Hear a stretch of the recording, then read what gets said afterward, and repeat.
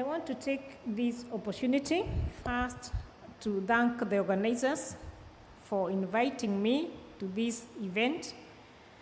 And I will talk about my country, Kenya, because that's where I have real information and real facts about Kenya.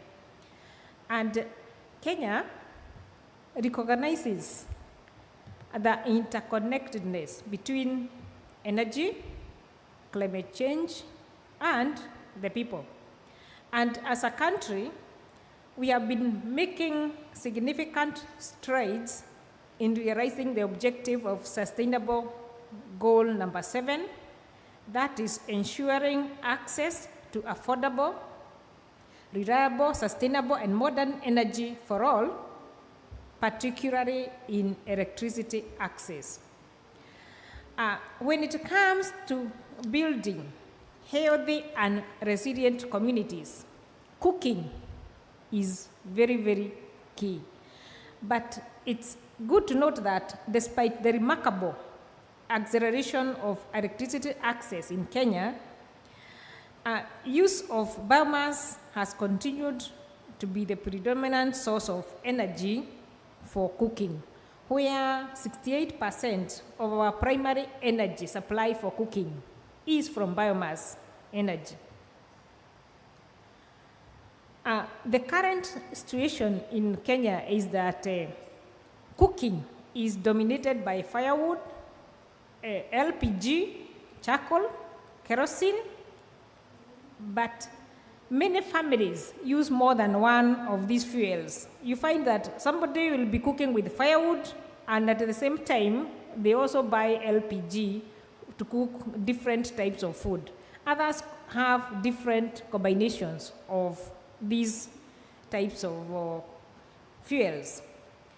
But majority of the people who use biomass energy for cooking are in rural areas. Individuals who cook with biomass are mostly women and girls. This is a tradition in our country that cooking or household responsibilities are basically women and girls' responsibilities. So you find that these are the people who go to look for firewood.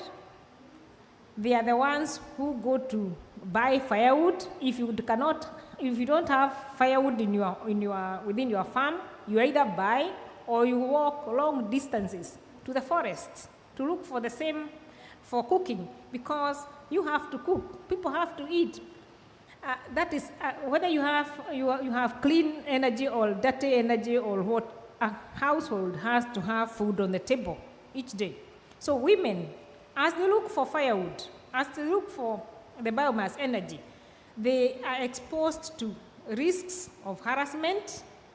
Sometimes they are harassed by the rangers who guard the forests, the rangers who guard the wildlife reserves where firewood is found. If you don't have firewood in your farm, sometimes there are even rape cases. So, but these women have to look for biomass to cook. And once the biomass is brought home, there is also the exposure to indoor air pollution, because when they burn the firewood, there is the smoke. It affects them, it affects the young children in the home.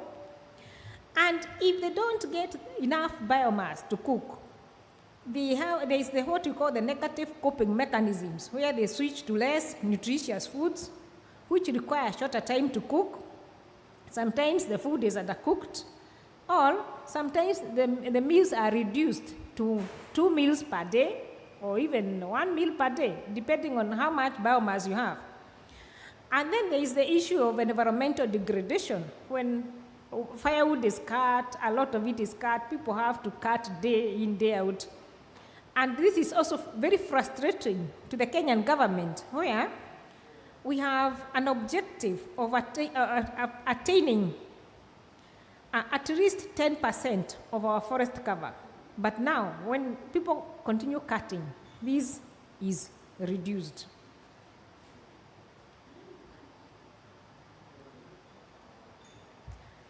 That's an example of what we call an improved cook stove. And if you look closely to that, this is not the traditional 3-stone cook stove.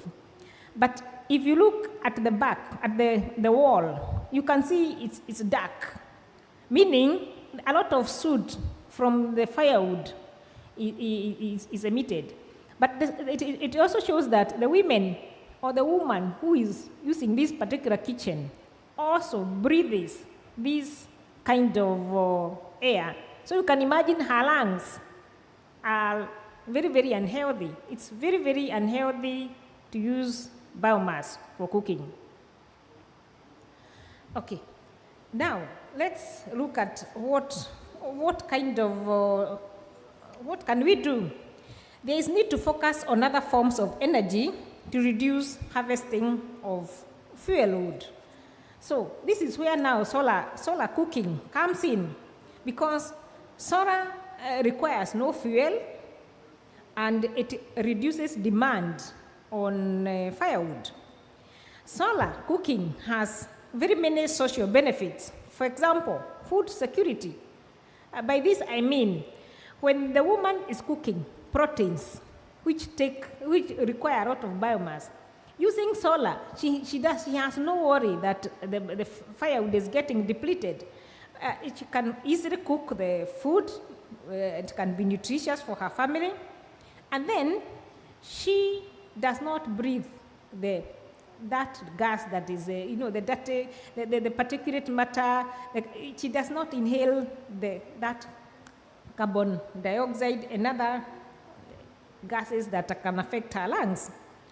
Now, another social benefit is that the environment is protected. And also, solar cooking is safe. You have no danger of a fire will burn you. There's the burning of yourself. You cannot, it's safe. The fire is, you cannot say it will get out of control. It is safe cooking. There is also the social cohesion. When women are cooking using the solar cook stoves, they can sit outside as they chat, they socialize, and the food is cooking.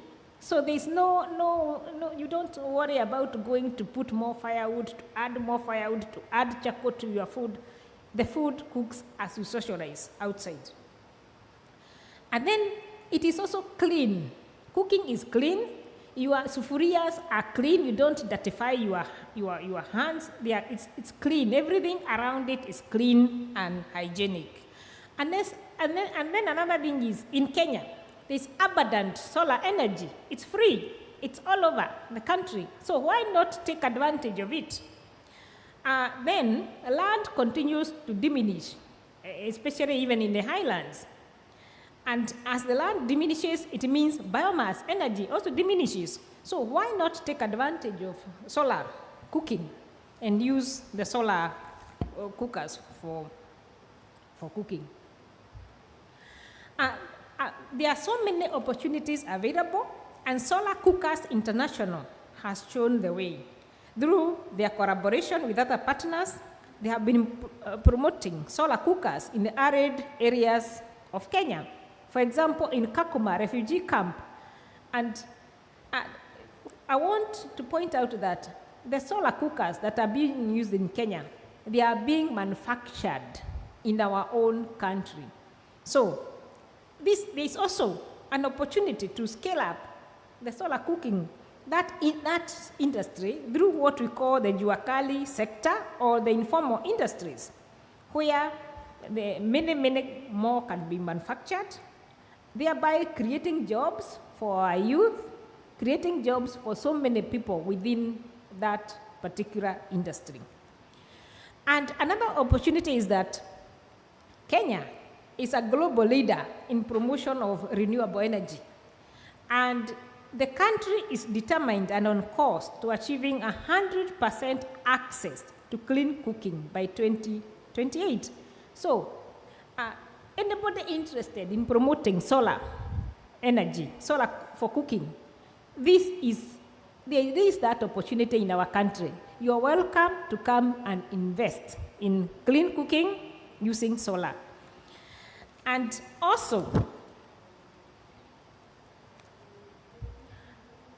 the Kenyan government has put in place policies, strategies, and a conducive environment whereby investors are welcome to come and invest. And in conclusion, I can say that solar cooking is good. This is the high time that we need to take advantage of solar cooking. It complements other forms of cooking, and all what you need to do is raise awareness within the community where you want to promote it, so that the community can adapt to the cooking system. Because when you want to cook ugali in Kenya using solar, it is possible, but now you don't use the moiko.